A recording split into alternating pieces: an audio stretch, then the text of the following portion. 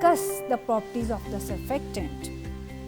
ये properties of the surfactant ही हैं जो कि सर्फेक्टेंट को इनके तमाम यूटिलिटी या एप्लीकेशंस या रोल्स प्रोवाइड करते हैं। इसी की वजह से पिछली स्लाइड पे हमने जो तमाम लिस्ट देखी वो तमाम एक्शन सर्फेक्टेंट्स कर सकते हैं। वो कौन कौन सी प्रॉपर्टीज़ हैं सर्फेक्टेंट की? पहली प्रॉपर्टी है adsorption at the interface, second one is orientation and third one is micellization. हम इन तमाम प्रॉपर्टीज़ को वन बाय वन डिस्कस करेंगे। Number one is adsorption at the interface. Interface. What is the definition of interface? Interface is the boundary between the two phases. अगर ये water है तो water की air के साथ जो boundary बन रही है इसको हम कहेंगे liquid gas boundary और liquid gas interface. Surfactant के अंदर ये property होती है कि ये interface के ऊपर जाकर adsorb हो जाते हैं। इन एड्जॉर्प्शन की वजह से ही this is the basic reason because of which my surfactant molecule can perform its surface action, जिसकी वजह से इसको नाम दिया गया है सरफेस एक्टिव एजेंट का। ये मॉलिक्यूल जो कि सरफेस के ऊपर जाके एड्जॉर्ब हो जाते हैं तो ये अपने एड्जॉर्प्शन की वजह से डिटर्जेंसी और क्लींजिंग मैकेनिज़्म के तमाम एक्शंस परफॉर्म कर सकते हैं।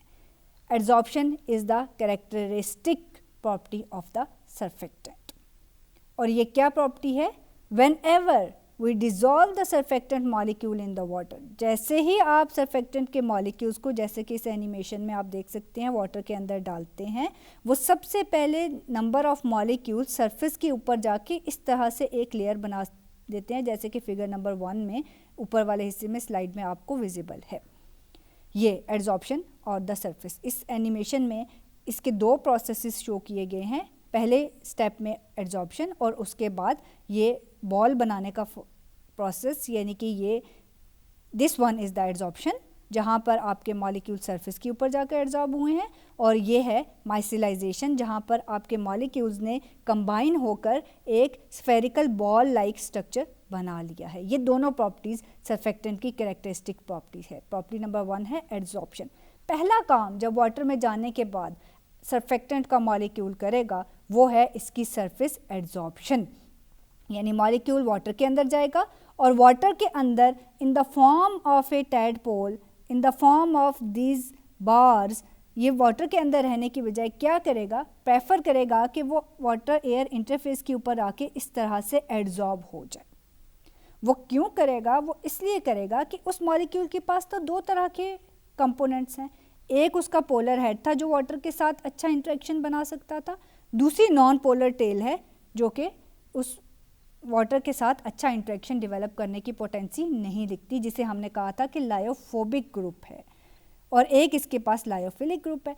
अब ये जो लायोफिलिक ग्रुप है वो तो कहेगा कि let's make an interaction with the water, लेकिन कंपोनेंट ऑफ द मॉलिक्यूल जो कि लायोफोबिक है वो कहेगा I don't like water, I want to go out of the water.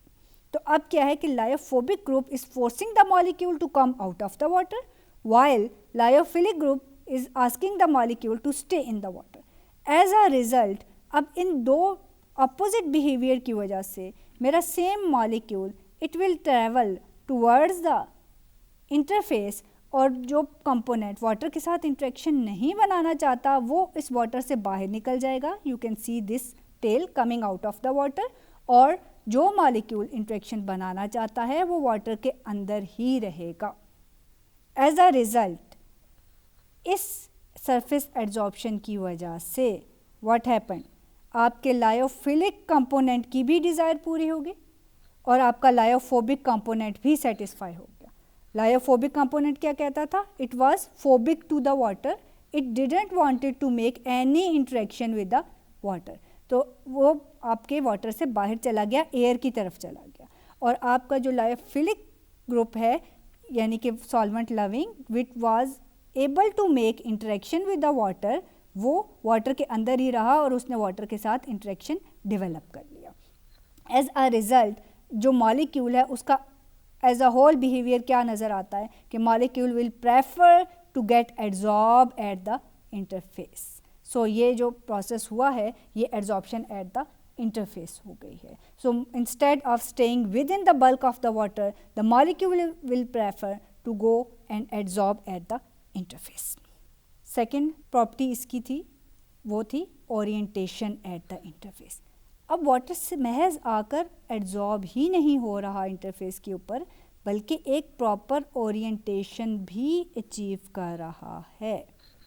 Surfactant का मॉलिक्यूल सरफेस के ऊपर जाके सिर्फ एब्जॉर्ब नहीं हो रहा, बल्कि मॉलिक्यूल के अंदर मौजूद दोनों कंपोनेंट्स कलेक्टिवली ये डिसाइड कर रहे हैं कि वेदर मुझे सॉल्वेंट के साथ इंटरेक्शन बनाना है या नहीं बनाना, और इस डिसीजन की वजह से जो इंटरेक्शन बन रहा है वो डिसाइड करेगा कि ये मॉलिक्यूल सरफेस के ऊपर जाके, if this is the surface, तो इस सरफेस के ऊपर ये मॉलिक्यूल इस तरह से जाकर स्टे करेगा, या यही मॉलिक्यूल इस सरफेस के ऊपर इस तरह से जाकर स्टे करेगा. ये दो पॉसिबिलिटीज़ हैं इस मॉलिक्यूल के पास. या तो इसका polar head dip inside the solvent रहेगा, या इसकी non polar tape will remain dip inside the solvent. तो ये जो प्रोसेस है एड्जॉर्प्शन का, ये ओरिएंटेशन के साथ, स्पेसिफिक ओरिएंटेशन के साथ होगा, ये इंडिपेंडेंट ऑफ ओरिएंटेशन नहीं होगा. अच्छा, अब ये ओरिएंटेशन डिसाइड कौन करेगा? Who will be the governing factor जो ये डिसाइड करे कि इस मॉलिक्यूल ने कौन सी ओरिएंटेशन अचीव करनी है, ओरिएंटेशन 1 अचीव करनी है या ओरिएंटेशन 2 अचीव करनी है. तो ओरिएंटेशन 1 या 2 का जो डिसीजन फैक्टर है वो है आपका solvent. Solvent will decide whether the tail will be inserted inside the solvent or head will be inserted inside the solvent. Nature of the solvent will decide in which orientation the surfactant molecule will get adsorbed at the surface. If the solvent in the beaker is a polar one, so you know that like dissolves like. So polar solvent will be making interaction with polar head. So this with polar solvent will govern the surfactant molecule to have an orientation in which the polar head will be oriented towards the solvent and non-polar tail to be oriented away from the solvent. If the solvent is the non-polar one, then this non-polar solvent will govern the surfactant to orient its non-polar tail. Again, rule is the same, like is going to dissolve the like, and non-polar solvent will be making interactions with the non-polar tails. As a result, the non-polar tails will be inserted inside the solvent while the polar heads will be oriented away from the solvent. As a result, the surfactant molecule will be having head down or polar head down position in polar solvent and polar tails, non-polar tails down position in the non-polar solvent. ये जो आपकी figure 2 का part B है, this is showing the state orientation, और figure 2 का part A की जो position है इसको हम कहते हैं इन्वर्टेड वर्जन. सो ये डायरेक्ट एड्जॉर्प्शन है, ठीक है, और ये इन्वर्टेड एड्जॉर्प्शन है. सो प्रॉपर ओरिएंटेशन के साथ, depending upon the nature of the solvent, these molecules will get adsorbed at the interface. Orientation of the surfactant is because of the amphiphilic structure of the surfactant. It will orient itself in such a way that its lyophilic end will remain lyophilic, solvent loving end. You can see in the previous slide that for non-polar solvent the tails were the lyophilic, they were solvent loving, whereas for the polar solvent the polar heads were solvent loving. As a result, the proper orientation was achieved. So molecules will orient at the surface such that lyophilic end will remain inside the solvent and lyophobic end will be oriented away from the solvent. So looking at the figure 3, you must be able to tell that which solvent is in beaker A and which solvent is in beaker B. You can look at the line of the surfactant being adsorbed at the interface and then you are going to decide. You know that these yellow circles are depicting the polar heads and these black lines are depicting the non-polar tails. So your polar heads are oriented towards the solvent. This means that beaker B is having polar solvent in it, whereas beaker A is having non-polar solvent in it because the non-polar black tails are oriented inside the or immersed inside the solvent of the beaker A. Next property is micellization. This is the most important property of the surfactant. Actually, this is the property which is responsible for all the actions being performed by these molecules, surfactant molecules. पहली property जो हमने पढ़ी वो थी adsorption, दूसरी थी orientation, और अब हम बात करने जा रहे हैं माइसिलाइजेशन की। इस माइसिलाइजेशन को अंडरस्टैंड करने से पहले एक दफ़ा फिर से हम इस एनिमेशन को देखते हैं। इस एनिमेशन में यू कैन सी, जैसा मैंने आपको पहले भी बताया कि जो पहला फेज़ है जिसमें हमें वो मॉलिक्यूल्स फ्लोट करते हुए नज़र आ रहे हैं वो है एड्जॉर्प्शन का प्रोसेस, और उसके बाद ये बॉल फॉर्मेशन का जो प्रोसेस है this is micellation. Here you can see the adsorption at the interface with proper orientation, and this is the third step that is micellization. तो ये माइसिलाइजेशन क्या है? ये इस बॉल की फॉर्मेशन का प्रोसेस है जिसे हम माइसिलाइजेशन कहते हैं। अब ये होता कैसे है? जैसे ही मेरे पास एक बीकर आया जिसके अंदर एक सॉल्वेंट था और उसके अंदर मैंने ये टैडपोल लाइक स्ट्रक्चर डाल दिए, तो इनका रिस्पॉन्स क्या था? नॉन पोलर टेल्स कह रही हैं, सपोज करते हैं कि मैंने जो सॉल्वेंट लिया है वो एक पोलर सॉल्वेंट है, तो पोलर सॉल्वेंट के अंदर non polar tails has preference to stay out of the solvent and the polar head has preference to stay inside the solvent. तो ये तमाम टैडपोल्स जितने भी मैंने डाले हैं, एक मॉलिक्यूल डाला, फिर दूसरा डाला, फिर तीसरा डाला, और थोड़े से क्वांटिटी बढ़ाते गए मॉलिक्यूल्स की, तो तमाम tadpoles they are going to adsorb at the interface and with proper orientation. अब इंटरफेस पे जैसे मैं और मॉलिक्यूल्स इसमें ऐड करती जा रही हूँ, थोड़ी सी क्वांटिटी सर्फेक्टेंट की और डाली, थोड़ी और डाली, और बढ़ाते गए आहिस्ता आहिस्ता क्वांटिटी को, तो क्या हो रहा है? जितने भी मॉलिक्यूल्स आ रहे हैं वो they are feeling restless inside the beaker, और वो क्या कह रहे हैं? वो अपनी एनर्जीज़ को बैलेंस करने के लिए सरफेस के ऊपर जाकर एड्जॉर्ब होते जा रहे हैं with well defined orientation. A time will come when the whole surface will be occupied by these molecules. जब ये surface की occupancy complete हो जाती है तो इसको हम कहते हैं monolayer formation. Monolayer means one complete layer formation. अब ये जो molecules जो कि monolayer form कर चुके हैं on the surface, अब यहाँ पर आकर adsorption का process तो stop हो गया। क्यों? Because no more surface is available for any further adsorption. जबकि मैंने क्वांटिटी बढ़ाने का सिलसिला जारी रखा हुआ है, थोड़ा सा और सर्फेक्टेंट डाला, फिर थोड़ा सा और डाला। After the complete formation of the monolayer, अब ये molecules they are now worried inside the solvent. Solvent के अंदर ये टैडपोल्स जैसे ही सर्फेक्टेंट के मॉलिक्यूल सॉल्वेंट में रहते हैं, पोलर हेड्स तो अपने इंटरेक्शन बना लेता है सॉल्वेंट के साथ, लेकिन आपको पता है like dissolves like and unlike is not being dissolved in any solvent. Solvent अपने जैसे को डिजॉल्व करेगा, पोलर है तो पोलर को डिजॉल्व करेगा, पोलर है तो नॉन पोलर को डिजॉल्व नहीं करेगा। अब सॉल्वेंट कहता है कि मैं तो इन टेल्स को डिजॉल्व नहीं कर सकता, so what they are going to do, as a result what will happen, पूरे सिस्टम की एनर्जी इंक्रीज हो जाती है।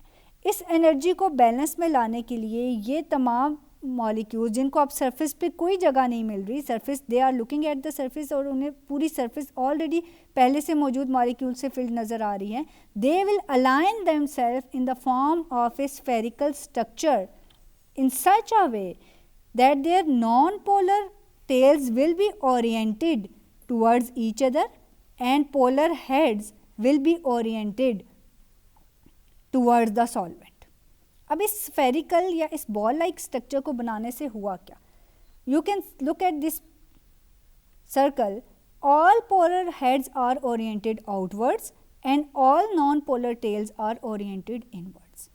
एज अ रिजल्ट वो तमाम नॉन पोलर टेल्स, अब नॉन पोलर तो नॉन पोलर के साथ इंटरेक्शन बना सकता था, टेल्स ने आपस में इंट्रैक्शंस बनाने स्टार्ट कर दिए, नॉन पोलर टेल्स के इंट्रैक्शंस डेवलप हो गए, पोलर हेड्स ने सॉल्वेंट के साथ इंट्रैक्शन बनाने स्टार्ट कर दिए।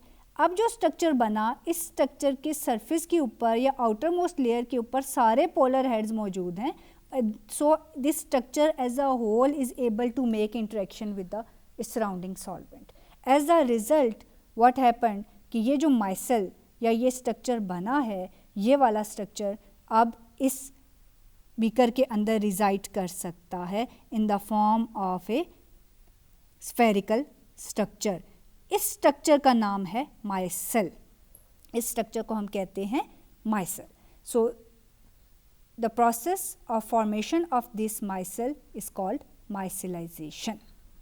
ये जितना प्रोसेस था, यानी पहला प्रोसेस क्या था, स्टेप 1 पे जैसे ही सर्फेक्टेंट डाला सरफेस पे जाकर एड्जॉर्ब हो गया, फिर एड्जॉर्ब होते हुए उसने देखा कि मैंने किस प्रॉपर ओरिएंटेशन के साथ एड्जॉर्ब होना है, सॉल्वेंट की नेचर को देखते हुए एक प्रॉपर ओरिएंटेशन के साथ मेरा सर्फेक्टेंट मॉलिक्यूल एड्जॉर्ब हुआ है। उसके बाद जैसे ही फर्दर क्वांटिटी बढ़ाई, जब सारी मोनोलेयर की फॉर्मेशन कंप्लीट हो गई, तो तमाम मॉलिक्यूल्स ने मिलकर एक एग्रीगेट, एक स्ट्रक्चर बनाया इस तरह का जिसमें तमाम non polar tails were oriented inside and all polar heads were oriented outside. As a result this structure formed, और इस स्ट्रक्चर का नाम है micelle. This whole process of formation of micelle, adsorption के बाद से लेकर तमाम मॉलिक्यूल्स का एग्रीगेट बनाने का process is called micellization. So the micellization, when the micelles are formed, they can have multiple shapes, they can be spherical micelle, cylindrical micelle और lamellar micelle. अब ये सारा प्रोसेस हुआ क्यों? इस सारे प्रोसेस, जैसे ही सर्फेक्टेंट का मॉलिक्यूल आया बीकर के अंदर, उसने आके उसके जो अनलाइक कंपोनेंट था, उसने उस बीकर वाले सॉल्वेंट की एनर्जी को इंक्रीज़ कर दिया। पहले सॉल्वेंट ने अपनी एनर्जी को, यानी सिस्टम ने अपनी एनर्जी को रिड्यूस किया by making the forcing the surfactant to get adsorb at the interface. जब एड्जॉर्प्शन कंप्लीट हुई और इंटरफेस पे कोई जगह नहीं बची, तो अब क्या करना है कि सर्फेक्टेंट के मॉलिक्यूल्स ने अपने आप को एक ऐसी फॉर्मेशन में लेके जाना है कि जिस फॉर्मेशन में ये मॉलिक्यूल्स सिस्टम की एनर्जी को मिनिमाइज करें। वो कोई भी ऐसी फॉर्मेशन हो सकती है जिस फॉर्मेशन में polar heads should be oriented outside and all the non polar tails should be oriented inside for a polar solvent. तो वो जो शेप्स अचीव करेगा इस पर्टिकुलर ओरिएंटेशंस को अचीव करने के लिए, वो डिफरेंट पॉसिबल शेप्स हैं। वो स्फेरिकल शेप हो सकती है, सिलेंड्रिकल शेप हो सकती है, या कोई लैमेलर शेप हो सकती है, जैसा कि मैंने यहाँ पर ड्रॉ करके दिखाया। सो स्फेरिकल माइसेल में क्या है, एक सर्कल टाइप की, स्फेरिकल टाइप की ओरिएंटेशन में तमाम मॉलिक्यूल्स अपने आप को ओरिएंट करते हैं, ठीक है। और इसके बाद एक, अगर इसी सॉल्वेंट, ये वाला स्ट्रक्चर बन रहा है किसी भी पोलर सॉल्वेंट के अंदर, यू कैन सी कि polar heads are oriented outside and all non polar tails are oriented inside, तो इसको हम कहेंगे स्फेरिकल माइसेल। अगर यही वाले सर्फेक्टेंट के मॉलिक्यूल्स उठाकर एक नॉन पोलर सॉल्वेंट के अंदर डाल दिए जाएं, किसी भी नॉन पोलर सॉल्वेंट के अंदर, तो all non polar tails will have to orient outside and polar heads will be oriented inside. तो इस तरह का स्ट्रक्चर बनेगा। इस स्ट्रक्चर को हम कहते हैं स्फेरिकल रिवर्स माइसेल, यानी कि इस माइसेल का रिवर्स स्ट्रक्चर है। इसमें हेड बाहर थे, इसमें हेड्स अंदर हैं। और थर्ड ओरिएंटेशन है लैमेलर। लैमेलर ये बिल्कुल वही स्ट्रक्चर है जो आपने जिस तरह का स्ट्रक्चर इससे पहले सेल मेम्ब्रेन के स्ट्रक्चर में पढ़ा होगा। सेल मेम्ब्रेन भी बेसिकली एक लैमेलर माइसेल की टाइप है, ठीक है। तो जो सेल मेम्ब्रेन है उसमें भी लैमेलर माइसेल ही बना। लैमेलर में क्या होता है कि तमाम पोलर हेड आउटवर्ड ओरिएंट इस तरह हो जाते हैं कि आपकी नॉन पोलर टेल्स अंदर रह जाती हैं और एक 1-to-1 स्टैकिंग होती है रिवर्स ओरिएंटेशन में, और एक पाइल अप टाइप का स्ट्रक्चर हमारे पास बनता है, और ये सेल मेम्ब्रेन की तरह का स्ट्रक्चर हमारे पास अचीव होता है। इसको हम कहते हैं lamellar. Lamellar means sheet like structure develop हो जाता है। Here is the picture of A cylindrical myself. अगर तमाम माइसेल सर्कुलर शेप में और ऑर्गेनाइज हो गए हैं और उन्होंने एक स्फीयर डेवलप कर दिया है, तो ये स्फेरिकल माइसेल कहलाएगा। उसी सर्कल ने एक लॉन्ग डायरेक्शन में ओरिएंट होकर एक सिलेंड्रिकल शेप बना दी है तो उसको सिलेंड्रिकल माइसेल कहेंगे। उसी ने अगर एक स्टैकिंग लिपिड बाइलेयर की तरह की एक स्टैकिंग लगा दी है तो उसको हम लैमेलर माइसेल कहेंगे। माइसेल के अंदर आपके जो सरफेक्टेंट के इंडिविजुअल मॉलिक्यूल्स हैं उनकी डिफरेंट शेप्स होती हैं और इन डिफरेंट शेप्स की वजह से मेरे पास माइसेल्स की डिफरेंट टाइप्स अचीव होती हैं।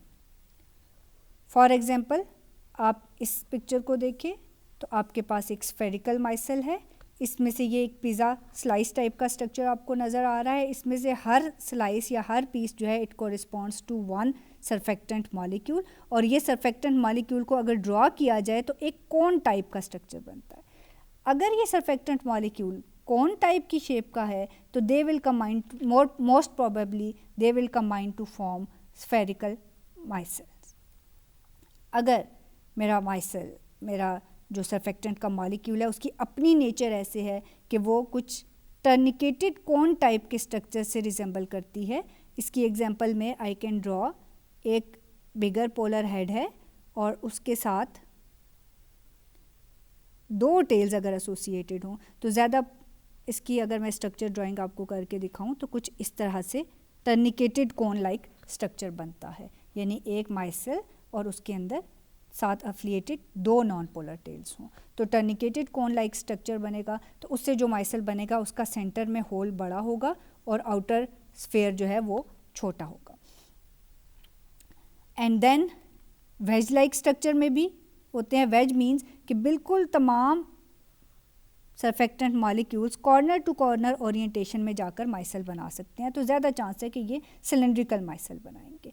और अगर माइसेल इटसेल्फ सिलेंड्रिकल शेप में है सरफेक्टेंट इटसेल्फ सिलेंड्रिकल शेप में है, यानी पोलर हेड के साथ सपोज करें कि आपके पास 3 चेन्स हैं तो वो प्लेनर लिपिड बाइलेयर बनाने को ज़्यादा प्रेफर करेंगे। इसी तरह से टर्निकेटेड कोन लाइक अगर सिलेंडर बन रहा है तो उससे वेसिकल या लिपोसोम वाला स्ट्रक्चर ज़्यादा अचीव होता है। ये कॉमनली हमारे बायोलॉजिकल मॉलिक्यूल्स में लिपिड बाइलेयर्स इस तरह का स्ट्रक्चर बनाते हैं। और अगर इन्वर्टेड टर्निकेटेड कोन बना रहा है मेरा सरफेक्टेंट, यानी कि आपके पास एक पोलर हेड है और इस तरह से बाहर की तरफ फैलते हुए उसके साथ एसोसिएटेड हैं उसकी नॉन पोलर टेल्स, तो वो ज़्यादा चांस है कि वो इन्वर्टेड माइसेल टाइप का स्ट्रक्चर आपको देगा।